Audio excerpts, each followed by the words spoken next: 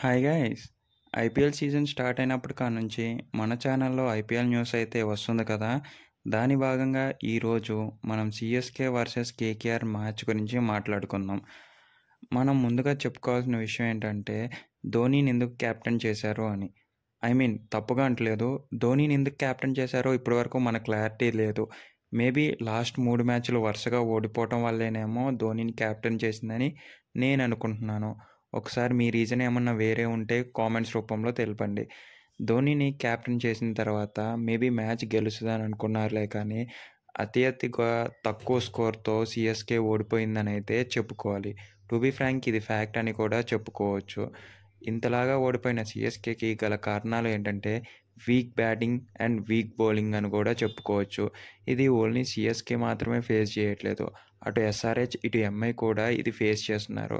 To be Frank ఎంఐలో గట్టి hitting ఉన్నా కూడా గెలుపు అనేది కష్టంగా మారింది. ఇక్కడ మనం మాట్లాడుకోబోయేది సీఎస్‌కే మరియు కేకేఆర్ గురించి కాబట్టి నేను ఆ టాపిక్‌ని కంటిన్యూ చేయట్లేదు.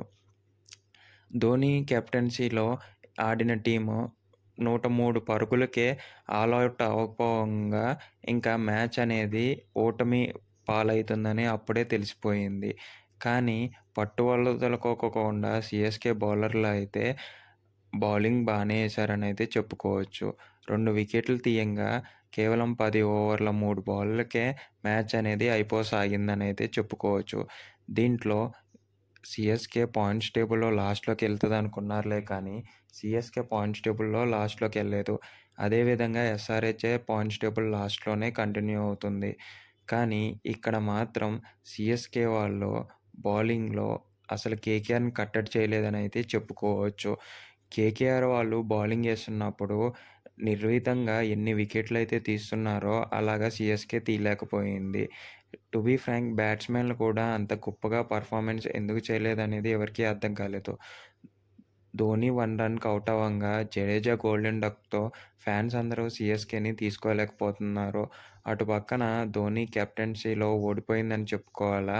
లేకపోతే సీఎస్‌కేకి ఈ టోర్నమెంట్ అంతా ఇలాగే ఉంటదని బాధపడాలో ఎవరికీ అర్థం కాని సిట్యుయేషన్‌లో ఉంది. టు బీ ఫ్రాంక్ ఇలాగే కంటిన్యూ అయితే ప్లే ఆఫ్స్‌కెళ్ళటం చాలా అంటే చాలా కష్టమనైతే చెప్పుకోవచ్చు. కానీ ధోని కెప్టెన్ చేసిన తర్వాత ఏమన్నా మారుతదో లేదో చూడాల్సి ఉంది. తొలి మ్యాచ్ కాబట్టి ఇవన్నీ తప్పులు చూసుకొని రేపటి మ్యాచ్‌లో సర్దుదిద్దుకుంటారేమో అని కూడా తెలీదు.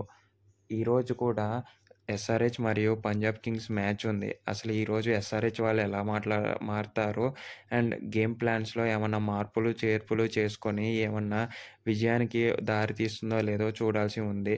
ఎస్ఆర్‌హెచ్ కూడా 4 కంటిన్యూస్ ఓటమి పాలు అవటంతో ఏమన్నా మార్పులు తీసుకొస్తే బాగానే ఉంటదని నా ఫీలింగ్.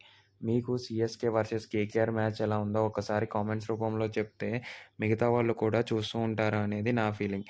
అండ్ డిస్క్రిప్షన్‌లో ఉన్న మన టెలిగ్రామ్ గ్రూప్‌లో జాయిన్ అయితే అమెజాన్, ఫ్లిప్‌కార్ట్, మింత్రా నుంచి వచ్చే ఆఫర్స్ ప్రతి ఒక్కటి మీ దగ్గరికి వచ్చేస్తాయి. అండ్ అది